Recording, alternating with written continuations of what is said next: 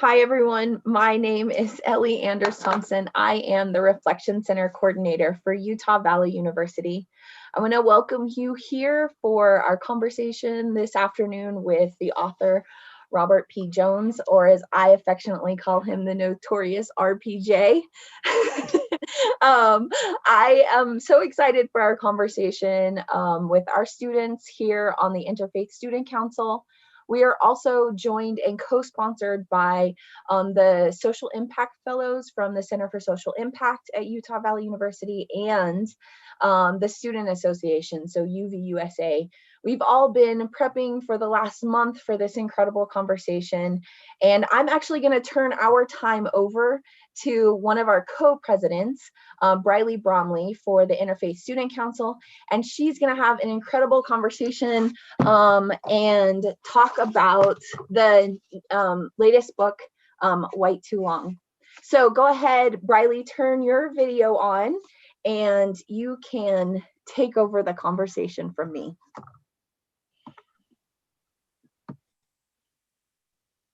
Hello, everybody. Yes, my name is Briley, and I'm very excited to be here. Thank you for tuning in and joining. I think right now we are still having people jumping on, whether you're listening from work or at home. We're really excited that you're interested and want to be a part of this conversation. And then thank you, Robbie, for joining us today. I'm really excited that I get to be the one to have a conversation with you about this book that Ellie just showed, White Too Long, which you wrote. Before I dive into some of the questions that I do have, I did want to address a few things. Our purpose of this conversation is not to solve all the questions and solve all the world's problems, right? It's to have conversation and to normalize this sort of dialogue within our community and among our peers and among my peers. Within Interfaith, I know that you're familiar with what we do with Interfaith, and our goal is always to create safe spaces for dialogue and for these types of conversations and build bridges. Three things that I like to address before we enter these for everybody listening and involved in these sort of conversations is just to remember that, number one, we're speaking from our own perspective. I and Robbie here, we're not here representing whole denominations and races or whatever it may be. We're here representing ourselves. So I'm here representing Briley, and Robbie's here representing himself. And so keep that in mind. And then we're always trying to seek to understand each other and give each other the benefit of the doubt. So as you're listening and as you move forward and maybe have conversations about what you hear today, remember to give each other the benefit of the doubt. We're all trying to learn. And right now, this conversation, I definitely am learning and still learning. And so give me the benefit of the doubt as we're talking today. But in preparation for this, like Ellie said, there's been a lot of us that have read your book, have listened to your book. I'm a listener to books.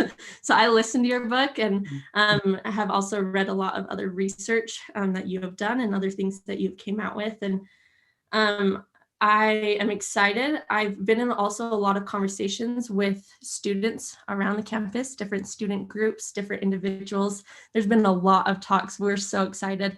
But the questions that I'm going to be asking you today aren't coming just from my own worldview. They're coming from the students. So really the questions that we want to address, it is what's prevalent on the students' mind here at UVU. So an overarching theme that came up is more than anything, I think my age group is hungry for transparency in everything. So that's what we're going to ask you today, Robbie, is to be transparent, in everything, in your own personal views and in what you have found. We just want it said straight up. That's what we want in everything. So that's what we want today. So now we'll dive in. I'm done talking, but to start, there's been a lot of us that have read the book that are aware of your work, but there's also a handful of people that haven't read your book and that aren't aware. So I just want to start off, can you give us just a brief overview of your research of the book? Most of our questions are going to be specific to the book, so just a brief overview, and then what led you to this work and what has motivated you to stay. Yeah, Well, thanks, Briley. I'm glad to be here with you, and thanks, Ellie, for kind of bringing me here as well. And happy to be in conversation, and I'm really glad that we've got questions from students, and that's really what's going to frame the conversation today. That's always exciting to me, and I appreciate the transparency admonition too, because it was one of the challenges of writing the book. I had some choices to make at the beginning of the book. Most of the time, if you look at other stuff I've written, I have my social scientist hat on, and I'm writing kind of from that professional persona. And so I'm flying over at 30,000 feet, and I'm looking at the kind of statistical lay of the land and kind of describing as best I can in an objective manner, kind of what we see in the data.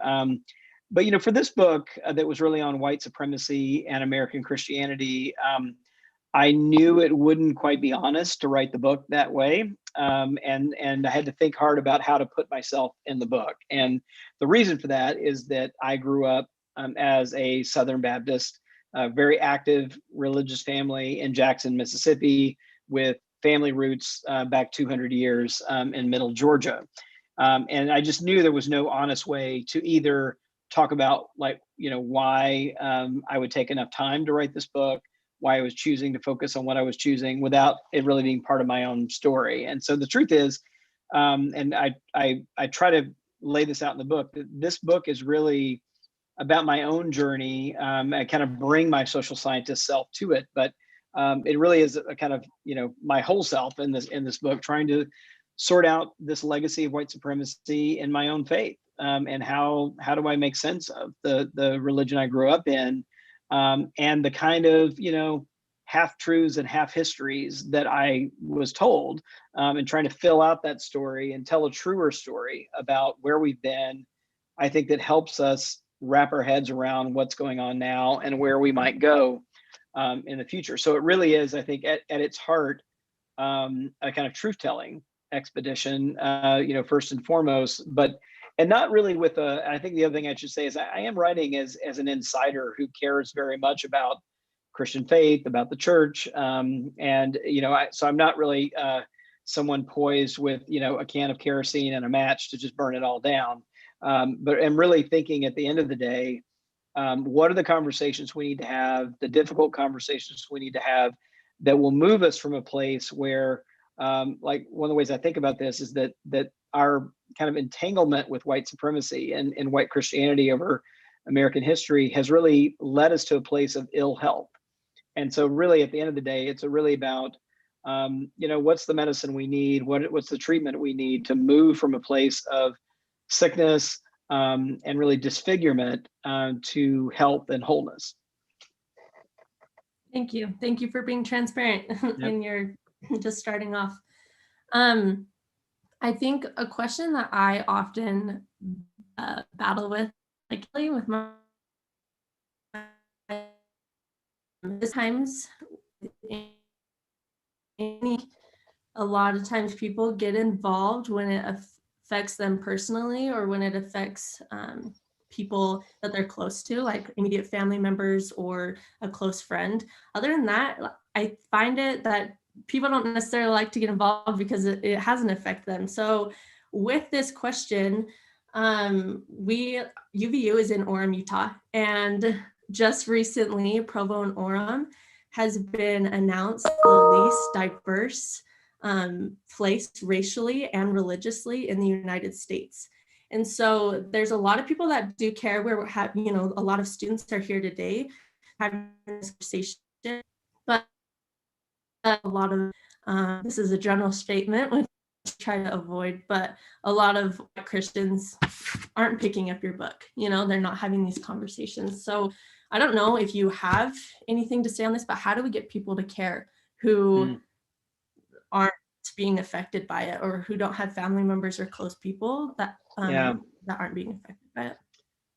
No, it's an important question. I feel like you're taking me, the first question to the very beginning of the book, and this question is sort of like fast forwarding me to the very end, because one of the things that I end with is it's just simply fictitious, that white Christians haven't been effective. Like, I think we think of ourselves that way. I think we think, oh, well, we're not a person of color, we're not African American, we're not Latino, we're not an immigrant, a recent immigrant, and so we're somehow not affected. And so it really is it would be a good thing or an act of altruism on our part to get involved with this because it doesn't really affect us directly. But I really think that if I'm clearer about anything after writing this book and doing the research on it and just thinking harder about these issues, there's really no one who has more at stake in this conversation than white Christians. And it's because if we take seriously the fact that we have allowed our faith to be built around really a lie. We talk a lot about, Christians love to say, you shall know the truth and the truth will set you free, right? And Christianity and faith being about truth with a capital T. But to the extent that we have, our faith has been wrapped up with white supremacy. And by that, I should take a quick moment to say what I mean by that. Because I think white people hear white supremacy and they kind of recoil or get defensive or think it has nothing to do with them as well. But by that, I don't just mean this image that most white people, I think, conjure up, and that is kind of a black and white, faded, grainy image of the KKK burning a cross or lynching someone that looks like it was a still taken out of, Birth of the Nation, right? So it's this old, faded thing. And I think the reason why we think of it that way is because it puts it pretty far away from us. It distances us from it in time. It distances from us in terms of like it's so extreme and we don't know anybody who's behaving that way. But I'm not, when I'm talking about white supremacy, I'm not really meaning that. Like that is certainly one of the most abhorrent and extreme manifestations of it. But I'm meaning something like if you just flip the words around, it's kind of an exercise I recommend people do in the book, just instead of saying white supremacy, to say, let's talk about the supremacy of whites, this idea that whites were superior to other races. And if we talk about it like that, and that's an idea that it was heavily embedded in the Christianity that landed on the shores of the country. It's the very idea and ideal that justified the genocide of Native Americans, the forced removal of Native Americans from land and handing it over to white European settlers. The whole idea of manifest destiny is wrapped up in the idea of America as a new Zion, right? A kind of promised land for white Anglo-Saxon Protestants in particular. And all that underneath it has this idea, really this lie, that white lives matter more than others and that they matter more to God, right? It's a kind of divinely mandated way of looking at the world in that system. And so if we take that seriously, and that has been built into the heart of how we understand the gospel, into the heart of how we understand our own faith, we've got a lot at stake in fixing that, right? Because it has distorted our vision. It's distorted the faith. It's distorted our ability to be in right relationship with others. And if we're speaking theologically, it's distorted our ability to even be in right relationship with ourselves and with God. So we actually have like a lot at stake, even though I think often can pretend like we don't. But in the grand scheme of things, and in the things that really matter, not just material goods, but to again speak theologically, like the state of our own souls is really at stake here. And disentangling this, there could be nothing more important for white Christians to take up. I think you touched on a point that I want to talk about, and that you've talked about in your book, is the idea of deflecting. On page 80 in your book, you have a comparison of Islam and Christianity, where you state, the right-wing assertion that Islam is not a religion, but a violent ideology could easily find traction if turned around and applied equally and honestly to Christianity. Blame can be deflected virtually anywhere else, but the question of whether Christian theology and culture are implicated cannot be asked. Christian theology, purity, and innocence must be maintained at all costs. So with that, it seems like, especially in America right now, this has never been more applicable. And you touched on it. How can conscious awareness happen if churches and people who attend are more devoted to that theological purity and innocence than to teachings of Christ, which is what Christians claim to be devoted to? Yeah. Well, I think some of this is rooted in the kind of simple fact that we all like to think the best of the group of which we're a part, right? And but it leads to a kind of intellectual dishonesty. That on the one, what we often like to do is to compare the best out of our own tradition with the worst examples of another, right? Instead of the other way around. And it often becomes just an unfair, disingenuous comparison. We actually even see this in survey data, where if we ask people, for example, if someone commits an act of violence in the name of Christianity, do you think they're really Christian or not? And then we ask the same question about Islam, right? So if someone commits an act of violence in the name of Islam, do you think that person is really Muslim or not? And what we find is that Americans overall, because we're predominantly Christian in this country, are much more likely to explain away the violence that's been perpetrated on the part of a Christian by saying, oh no, they're not really Christian.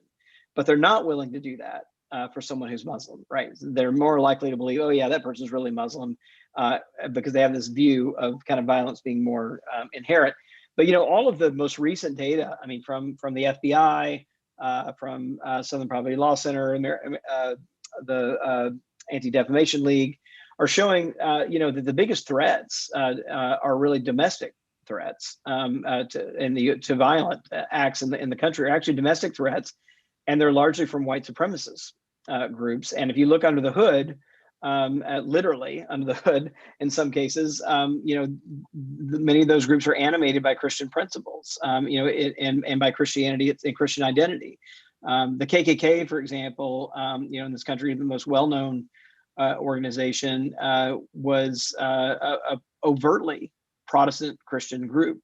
They were not only anti-Black in their racist views, but they were anti-Catholic and anti-Jewish in their views. And the reason for that is that they thought of the country as a white Anglo-Saxon Protestant country, and that's what they were defending. It was both white identity and a kind of Protestant version of Christianity. So I think it's just been kind of so intertwined, in our country's history, and we got to kind of hang on to that if we're really going to understand the problems we're facing today, whether it's, I have the paperback book is coming out in July, and I wrote an afterword there, and it's basically about taking the white supremacist and Christian nationalist symbols at the January 6th insurrection seriously, and that we really do need to pay attention to the fact that not only were those people carrying Confederate flags and wearing like awful hoodies that said things like Camp Auschwitz on it, but they were carrying Christian symbols and flags and Bibles, as well. And they saw all that as working together. I think really interesting here. So here in our community, a lot of times I hear this deflection towards culture and doctrine. So I don't know what your take is on what is the difference between culture and doctrine, because that's the deflection that I hear a lot. And I think that we hear a lot is people are saying, oh, hate the culture, love the doctrine, or vice versa, love doctrine, whatever it may be. So what is the difference there? How do we approach that, if there is one? Yeah, I mean, I think it's also a defensive, mechanism to want to protect some pure version of a faith or a religion that is somehow disconnected from the lives of actual people living it out on the ground. But, I mean, I think it's fair to say, if you want to know what Christianity actually is, you need to look at what Christian people are actually doing.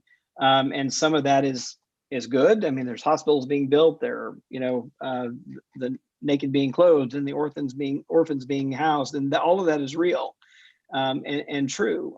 But I think there's no way to read American history without also seeing that stuff was happening at the same time that white Christians were legitimizing and propping up white supremacy throughout nearly all of American history.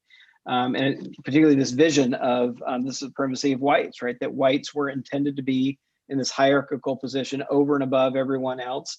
And that was as God intended it. And there's just no escaping that has been the dominant viewpoint among white Christians in this country, again, for almost all of our history. And we really have to take that seriously. And we can't, I think, deflect or divorce that by saying, well, that's inconsistent with the Bible, or it's inconsistent with the gospel or anything like that, because the truth is the Bible and the gospel and even Jesus has been marshaled in the service of white supremacy by Christians throughout history, and that reality has to be really reckoned with and taken seriously, because those people who were preaching, that God created, reread Genesis in a way that showed a kind of racial hierarchy in the creation story, where white people were descended from Adam and black people were descended from Cain, for example. I mean, that's a straight up marshaling of the Bible in the service of white supremacy. And so the Bible's really been used as a tool. You can't really say it's inconsistent with the Bible, because Christians have actually used it, for those purposes. Right. Okay, so talking on right now, just yesterday, Derek Chauvin was convicted, right, of the murder of George Floyd, and that just within this past year sparked global protests, right, everywhere, to talk about these issues, these social justice issues.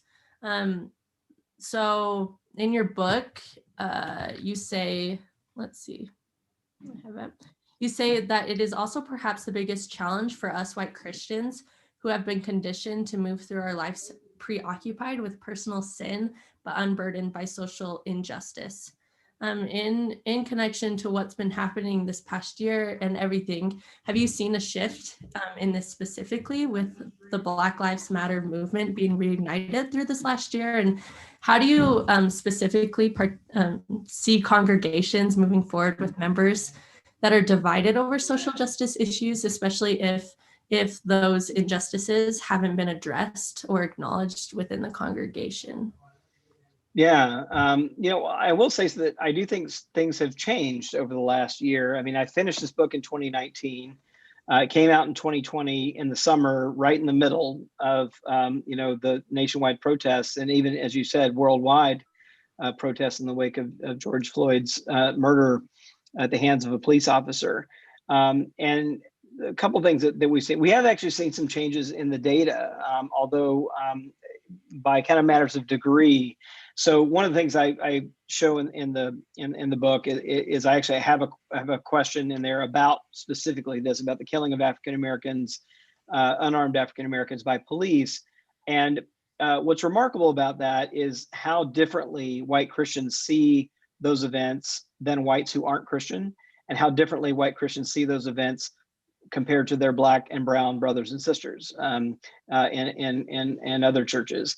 And what we basically showed, what the data showed in that I have in the book, it showed that basically 7 in 10 white Christians see these events as just merely isolated incidents. In other words, like what happened to George Floyd has nothing to do with what happened to Breonna Taylor, has nothing to do with what happened to anyone else.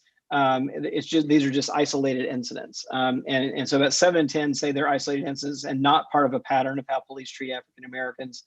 The whites who are unaffiliated, interestingly enough, only about 4 in 10 see them as isolated incidents. Most whites who aren't Christian, in fact, see them as connected, as do overwhelming numbers of African Americans in the country. And so it's a kind of window in to see how white Christian culture and theology limits our ability to see these connections and even to see systemic racism, right? And something that's not just about personal animosity towards someone of a different race, but it's about the way systems and institutions work to kind of perpetuate those things over time and to see patterns over time. But one notable thing about change is that we have seen, our last measures that I used in the book were from 2018, so ahead of all of this. And then we went back and asked at the end of last year the same question about whether people see it as isolated incidents or part of a broader pattern.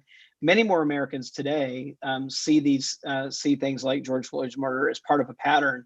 And there has been some movement among white Catholics and white mainline Protestants, that is like Episcopalians and Presbyterians. There has been no movement among white evangelical Protestants. So there's been about a 10 to 12 point movement among white mainline and white Catholics, where they've moved more into seeing them as part of a pattern of how police treat African Americans, but no movement among white evangelicals. So we're seeing some things shift. And actually, a 12 point movement over a year is actually a lot in attitudinal movements. These things tend to move very slow. So I would say that's a big shift, but it's still only a partial, shift within the white Christian world. So in talking about the data and the shifts and the patterns and everything, how or why do you think our community in the past couple decades, as we've made this shift, just this last year, they came out with this study. I think it was Gallup, but I'm sure other studies have done this, that America, for the first time in all of US history, the majority is unaffiliated or not religious. And I think that's really interesting as we're seeing that shift. What do you see is the correlation? Like, as our community has expanded with technology in our communications and everything, what is the correlation with the rise of technology and the decrease of affiliated members, do you think? Yeah, well, it's interesting. I think there's a number of factors at play here, and I'll just give you a couple of things. So you're right. The most recent thing that made a big splash was Gallup, showing that for the first time in the history of their tracking these numbers, that less than half of Americans were claimed a membership in a religious institution. Right. So we're first time. So formal membership in a congregation dropped below 50% for the first time. Church attendance has been well below 50% for some time now, but that's a little bit of a different measure. But what's remarkable is, even if you make the bar fairly high and you ask the number of Americans who just claim a religious affiliation, whether they're a member or whether they attend or not, just claim the label, right? We're also seeing a drop in the number of Americans who will even willing to claim the label, much less be a member or actually darken the door of a church or synagogue or mosque. And the number of unaffiliated Americans, religiously unaffiliated, has actually gone from single digits in the 1990s to about a quarter of the country today. And if you look at young people, like under the age of 30, like adults between age of 18 to 30, the percent who are unaffiliated today is about 4 in 10, right? It's approaching half. And that's never been true in American history. Like, this generation is more unaffiliated than any other generation, even if you take that generation back into their 20s. So in other words, if you take the baby boomers, you rewind the clock and put them back in their 20s, they're only about 1 in 10 unaffiliated. Again, so this generation is like 4 times as unaffiliated in their 20s as other generations. And I think there's a number of things going on. What I think the political science and social science literature suggests is there's a number of factors. And I should say that most of that attrition has come really from white Christian churches. The overwhelming majority of it has come from there, not from African American or Latino churches. So that exodus has really been about a number of things. I think one has been, it really picks up as the rise of the conservative Christian movement picks up and becomes really more partisan. So part of it is reacting to a kind of partisan use of religion and churches aligning with kind of politically partisan outcomes. The other couple of pieces are around LGBTQ rights, that at least churches that have become more opposed on that front have been at odds with younger Americans who are almost, it's almost a consensus issue. Like, marriage equality among younger Americans is nearly 8 in 10 support, for that issue. General rights crosses 9 in 10. So churches that find themselves at odds there. Other things are like science. And then I think more recently, we're seeing, this kind of tension around denials of systemic racism and a willingness to even have these conversations. I think are increasingly going to be a part of this problem too. And churches that I think engage these issues are going to be in a much better spot, I think, for retaining young people than churches who kind of just hit the cruise control button and continue doing what they've been doing for decades, even as they're losing younger people. Do you think that, so with Christianity and specifically within, so the majority here is members of the Church of Jesus Christ of Latter-day Saints, and I think within that ideology, a lot of times grace is the excuse, if that's the word. I don't know if that's the word I want to use, but saying like God will work everything out in the end, right? Like, I don't know all the questions, I don't know all the answers of why this happened or yada yada, but God will figure it out. Like, God is the ultimate, will have all the answers. And I think that statement, there's a lot with that statement. I don't know if you have any examples that you can share of how we go about conversations or topics of this, is because when people say God will figure it out in the end, it's because they want to protect, because their faith is so important to them, right? And this is an attack on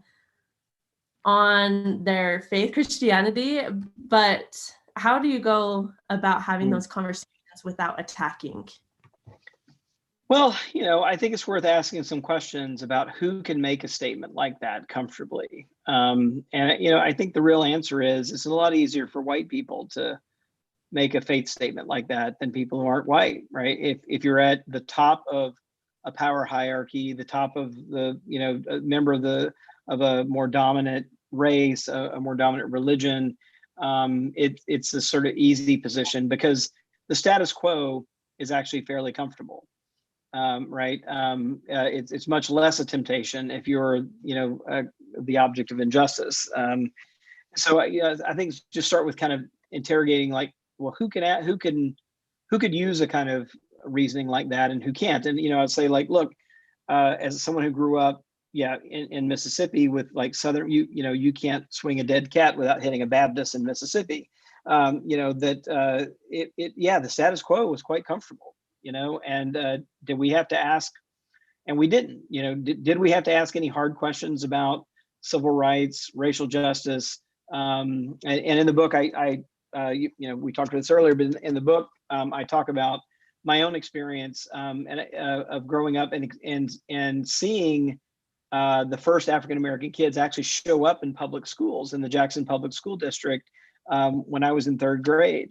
And even with this tumultuous event happening that had been resisted for 20 years by white Christians in Mississippi, to the point where, white Christians were setting up around, almost every corner, a white Christian academy for their kids to go to, so they didn't have to go to school with black kids.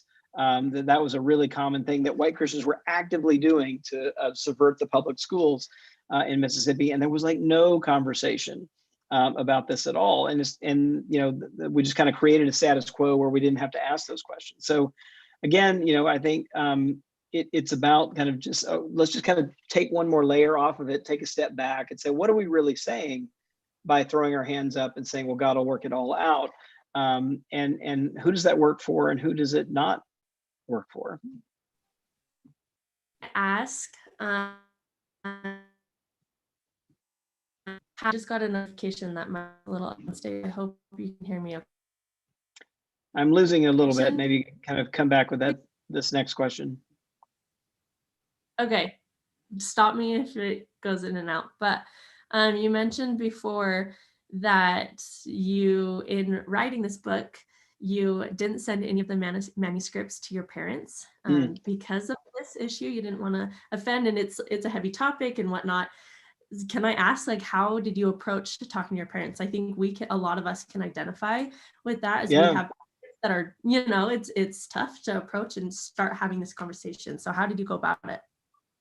Yeah, so that's right. I mean, I did kind of decide that I wanted to write, the truest, most transparent and as much courage as I can muster kind of account, here, and not flinch, which was difficult sometimes, right? Because part of it, I'm writing about the church I grew up in, which I have great affection for. I'm writing about, ministers who were important in my life, but yet failed to give me much help in this area. And, in family history, part of it's kind of digging up family history. Some of it's very difficult. But so I did make the decision not to send it to my parents until I was done, because I didn't really want to get into a back and forth and be tempted to edit it and kind of move away from where the story I felt I really needed to tell. I mean, I'm lucky I've got a really good relationship with my parents. So what I did was I actually just wrote them a letter, actually.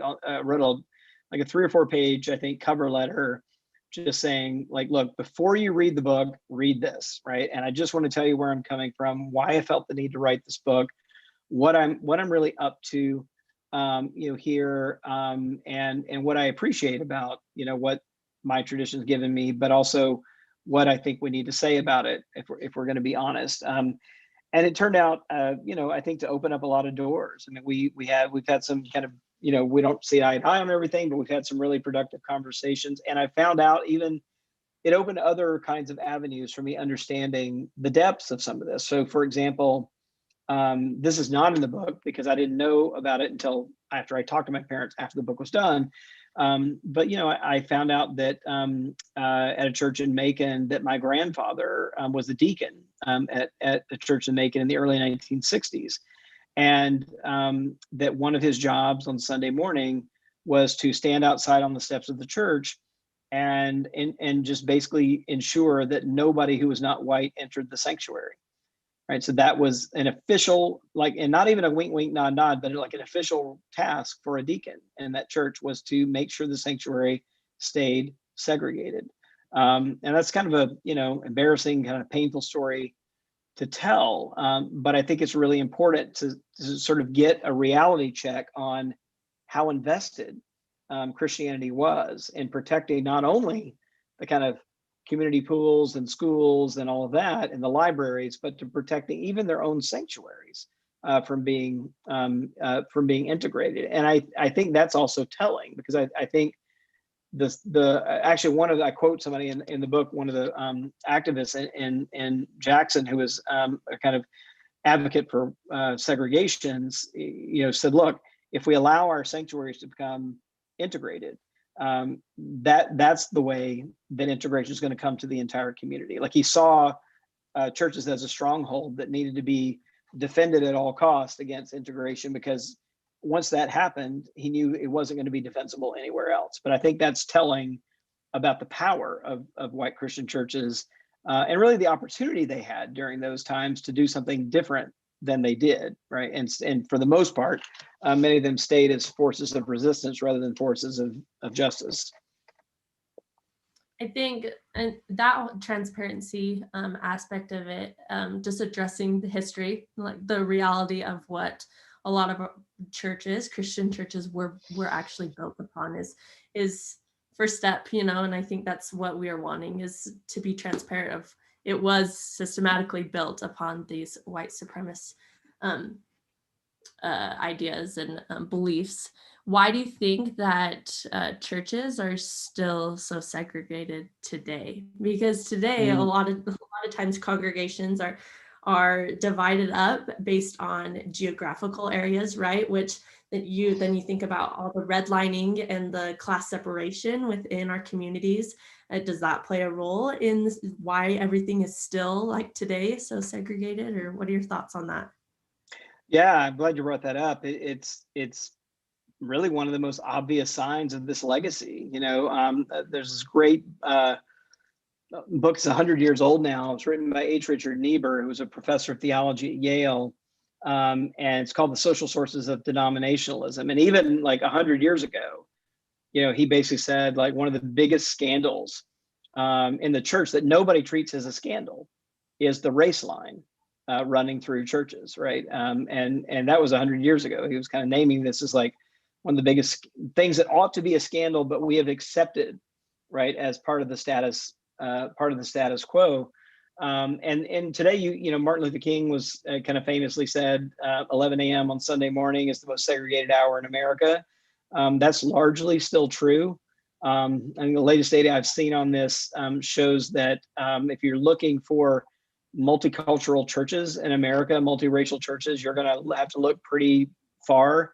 That basically 85% of America's churches today remain monoracial churches, and so that's an improvement on the past, but we're still like only 15% of the country really qualifies as a kind of multiracial church. So, and I think it's a direct legacy. If we need any evidence, it's right before our eyes, right? And how our churches and our denominations are organized. I mean, they were organized that way by necessity because it was just a social impossibility under assumptions of segregation and white supremacy to think about pulling these two things together. Thank you. We're going to open it up to our Zoom room now. So I'll turn the time back over to Ellie because we have a few more questions that we want our group to be able to ask you. Great. Thanks, Robbie, so much. So if everyone who's in the Zoom room can turn your cameras back on, we'd love for you all to join us. Like I said, we've been working for a long time now on having these really crucial conversations as a campus before we brought Robbie in to share sort of some of his expertise. But we want to open it up now to the participants who have been doing this and express, Briley, just thank you so much for all your work and your preparation to lead our conversation. But I know there's other voices that have questions. And so we just want to make sure that folks for the next few minutes have the opportunity to ask those questions. So who is up first? Katie? Yeah, I just wondered if you have any thoughts about how we can approach these sort of conversations with people who do identify with Christianity so deeply and feel threatened even by the acknowledgement that Christianity and white supremacy is so intertwined, just sort of how you approach that conversation just to begin so people don't just like reject it right off the bat. Yeah, I mean, I think, well, for me, I mean, I tried to model it a little bit in the book, and that is by telling our own stories. I think that's a really non-defensive way to start, to say like, look, this is something I've been struggling about. Here's what I've been thinking. Here's how I've been thinking about this, and really keeping it in like I conversations, right? And say, what do you think about this, right? This is where I'm really struggling with, and this is how I'm at it. And, for me, I part of that, I think, was just one hint, just personally, that I did at the beginning of the book process was did my own kind of journaling, where I just kind of sat down and like took a few weeks and just said, okay, and I should say very carefully, like this exercise really only makes sense if you've grown up thinking of yourself as white, or doesn't make a lot of sense if you're not. But for those of us who grew up thinking of ourselves as white, race is sort of invisible, right? It's rendered invisible. And so just bringing it to awareness, I think, is part of the challenge for many times. And I just like spent some time thinking, okay, I'm just going to spend a little bit of time every day journaling. And the question I'm going to ask myself is, where does race or an awareness of racial identity really show up for me as I think about my childhood, my adolescence, early adulthood? Like, where are the times where it kind of breaks through? Because if you're white, most of the time it's just invisible. So how does it show up, and what does it look like now if I reflect back on that? That actually equipped me to be in a place to be able to have some reflections and say, oh, look, this is something I've been thinking about. Did you have an experience like that? What do that kind of thing, I think, is a really good way to, so we're just owning our own stories. And I think the other thing to say is that, look, we're all, I think Ellie said something about this at the top of the thing. I mean, we're all of us on a journey on this. I'm 52 years old, and it took the last 5 years of me like really working hard on this book to really make a lot of headway. I'm still on a journey. There's still stuff that like that I miss, that I'm not quite aware of, and I think that's just part of it. And I think trying to give people the grace to be where they are, as long as they're kind of acting in good faith and being willing to, be on the journey from wherever they are, which might be 10 steps behind where you are, but there's probably some times when you were there too. And so I think kind of giving people the grace to be where they are, as long as they're willing to engage in a journey toward, moving somewhere else. Yeah, thank you so much. That's an awesome approach. Yeah. Hey, Robbie, it's Spencer here from the UVU Interfaith Council. Have you ever had to defend your views in a church setting?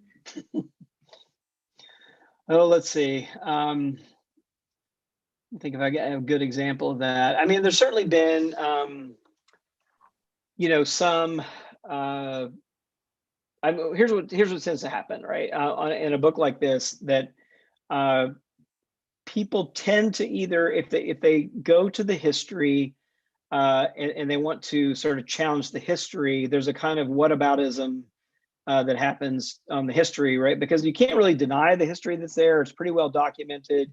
But what you do is you just point to other stuff, right? And say, oh, well, what about all the hospitals that were built? What about all the schools that were started? What about, that sort of thing, to kind of, to deflect away from this. And I just always say, it's a yes and answer to those questions. Like, that yes, I mean, even in my own life, right? It is, yes, my church upbringing gave me many good things, and I would not be who I am without that experience of growing up in the church that I grew up in. And I was lied to, by that tradition that didn't tell me the truth about who we were, where we came from, our involvement in civil rights, and resisting civil rights. Like, none of that, was there. So it's both of those things were true. The other place that I think, if you want to quibble, is or sort of challenge it, is to quibble with the data. And back to Briley's point, we tried to be pretty transparent about the data. So, in the book, I kind of lay out all the questions we used. You can go to the PRI website. You can download the entire data set, the questionnaire. You can run the data yourself. So it literally is out there for, for somebody to kind of check our math if you really want to want to do that. But I think that's what tends to happen, is there's like, oh, well, that doesn't really mean you're holding a racist attitude if you believe that, or that this history is that, but it's also this. That tends to be the way it goes. But I tend to just try to kind of bring it back to, to ask the question, which is hard, I think, sometimes to ask. But I think that particularly in white circles, we just have to keep asking ourselves what we're defending, right? What are we defending? Why do we feel defensive? Like, what is it? And just kind of, and I've used this language, and just kind of sit with it for a while, like, because it takes a while for it to sink in. But like, the knee-jerk defensive reaction, I think, is one to, it's really an opportunity to be curious, right? If we're really, it's like, oh, whoa, like, where did that come from, right? Like, what's that about? Like, why did I have that reaction, to that video, or to that, piece of social media? Like, what's going on there? And I think if we're all kind of curious and honest, it really can be a moment of learning, right? And a moment of kind of learning something about ourselves, learning something about kind of what makes us tick, and maybe what's kind of, hiding behind some of those reactions. Thank you. Yep. I have a quick question. Thank you so much for everything you've already shared. This has been so enlightening and such a wonderful conversation. I'm a Black woman who grew up in the LDS religion, non-practicing now, but practiced for about 25 years. And I think one thing that I can bring personally from my experience being a person of color is, there was a lot of psychological and emotional trauma behind the particular denomination and beliefs of the LDS religion that I know have been, being conversed about recently. But in regards to Black people, the history of barring Black people from some of the most sacred experiences within the religion. And also, when I was growing up, and I'm only 30 years old, so it was quite recent, hearing a lot of things in my Sunday school lessons about Black people, just basically suffering from the curse of their ancestors. Also sometimes hearing things about, a premortal existence where Black people were inherently less noble and less worthy, leading them to their station in this mortal life, basically. Yeah. And even though there's been current conversations, around, whether or not that is doctrinally true, there's still other, groups of color that really haven't been talked about in the Book of Mormon. We have Native Americans being spoken of in similar ways as being cursed people, prophecies of the genocide or being driven to and fro by people and being killed by people, prophecies that basically prophesied the genocide of Native Americans, still in the text that is used currently by the LDS Church. And I think for people of color, that can be extremely psychologically and emotionally and spiritually damaging. For what a lot of white people, what I've seen, in the positive parts of Christianity is kind of spirituality being really bolstered by feeling unified with a worship community and feeling unified and loved by a God. But for a lot of people of color who try to assimilate into white majority religions, especially when current doctrine upholds narratives like I just shared, it can feel like spirituality is more of a battle of saying, like, I don't feel unified, and so I'm battling to feel loved by God and to feel in unity with my worship community, because I'm told that's the only way for me to be worthy, right? And so just sharing that, I'm wondering if in your studies, if you've seen, white Christians engage at all with the personal experiences shared possibly by Black members or other members of color, and if that's led to any, enlightening experiences for them, any transformative experiences. I'm really interested to see the LDS religion. Some members are now starting to move past seeing doctrine as literal, doctrine as in some of the sacred texts, and moving more into, like, I guess, Mormonism 2.0, or what some people call post-Mormons. I'm just interested if you've seen that in terms of a transformative experience and moving past some of the explicit or literal interpretations of textual doctrine in some denominations. Yeah, well, first of all, let me just honor your sharing that here. I know it's not often an easy thing to share, but I think it's really vital. I know some colleagues of mine, Dante Stewart, and others who have been in similar spaces. Like, he was someone who was raised in kind of white evangelical spaces, right, as an African American man, and is just now really unpacking and I would say, like, bearing witness, right, to how difficult and painful that was for him, and how limiting it was, even for what he, I think, would say many people who had, I guess, good intentions, but didn't have the perspective to interrogate the effect that was going to, that these traditional teachings were going to have on people of color in the congregations, and so I think back to kind of, I think we're at a moment of reckoning, that where these conversations are starting to happen, and people are starting, but there's also resistance to that. I mean, in the Southern Baptist Convention, for example, a guy named Dwight McKissick, the African American pastor in Arlington, Texas, who has been inside the Southern Baptist Convention his whole life, was given a scholarship, SBC sponsored scholarship to attend college, went to a Southern Baptist, predominantly, overwhelmingly white. It was a seminary I went to, probably like 98% white, seminary, and then has been operating an African American church inside of this predominantly white denomination, and he's got one foot out the door because it just has been, he just has found it impossible to stay, and largely over this refusal by the white leaders of the denomination to have a serious conversation about systemic racism and their complicity in it. And he's left the Baptist Convention of Texas, and he's kind of threatening to leave the entire denomination, even though he's been there his whole life. So I think that these your testimony, his testimony, are so important, I think, as a kind of wake-up call, for at least people of goodwill, and certainly not everyone's of goodwill, right? But at least the people who are of goodwill and acting in good faith.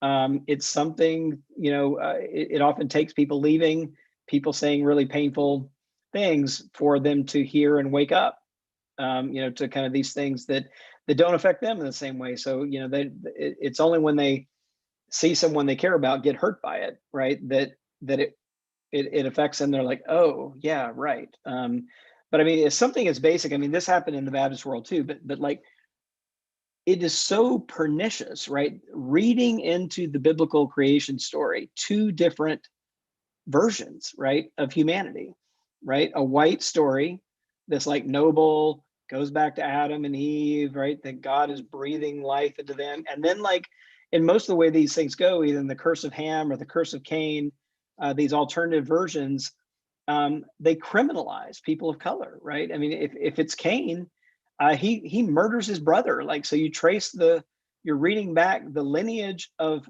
Black people, right, into an initial, it's fratricide is the Genesis story there. And so you can so easily conclude, well, then everybody's inherited this criminal background, right, from that story. I mean, it's just so pernicious and evil, right, to kind of do, and I think it tells you something about the power that we're dealing with here, and trying to unravel that you could say that out loud, right? You could say that out loud from the pulpit. You could say this out loud in a prayer. You could say this out loud in the liturgy, and it passed muster with so many people. Is just so painful to recognize, right? And I think, but I am hopeful that, like, you know, us taking a hard look at that and like holding it up to the light and saying, is this who we are, and is this who we want to be? And if the answer is no, then we've got some serious work to do. Thank you so much. Yeah. Yes, Cassie, thank you. I just want to thank you for sharing from your experience and being a truth teller in this space and helping us all learn. Because the other thing is there are some of us who are not from the Latter-day Saint tradition who still experience the culture and the church, and we don't have that information. We don't know necessarily what the history is. And so yes, we need to educate ourselves and learn about those things, and learn the best way to advocate and be upstanders next to our friends of color. So that concludes today our conversation, and I just want to honor everyone who's here, who's been a part of the planning committee. Say again, thank you to the Center for Social Impact, the Ethics Center, and UVUSA for participating and co-sponsoring. Thanks, Robbie, for writing your book and sharing your information with us, and your experiences and your story and your knowledge of how to keep having really important and critical conversations today. Yeah. Well, thank you all. And Briley, thank you. That was a great interview. I really appreciate that. And Ellie, thanks for having me with us. Glad to be with you all. Thank you.